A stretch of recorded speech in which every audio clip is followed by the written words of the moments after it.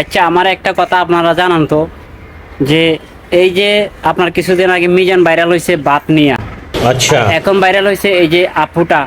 তো এই আপুটা যে ভাইরাল হয়েছে, আসলে কি ওনার কেক ভাইরাল হয়েছে নাকি উনি ভাইরাল হয়েছে?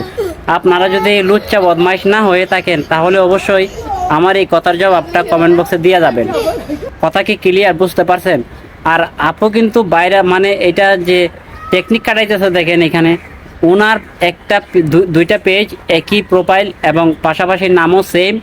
তো ওনার পেজ উনি নিজেই প্রমোট করতেছে, আসলে ওনার উদ্দেশ্যটাই ছিল এটা, ঠিক আছে?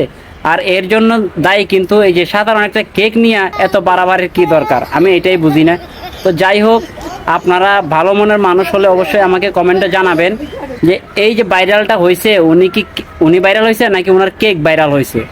ওনার ভাইরাল যদি কেকই হবে তাহলে কেককে নিয়ে আলোচনা চলবে, কেকের স্বাদ কেমন, মানে কেকটা দেখতে কেমন, কি দিয়ে বানাইছে, ঠিক আছে, এগুলো নিয়ে আলোচনা হবে। কিন্তু আসলে মূলত না, দেখেন যদি এখানে ভালো করে দেখেন তাহলে উনি ইন্টারভিউ দেওয়ার জন্য আপনার মাইক্রোফোন লাগাইয়া পারতেছে না, যে আর মানে জায়গা নাই কোথায় লাগাবে, এমন একটা অবস্থা, ঢুকতেই পারি না।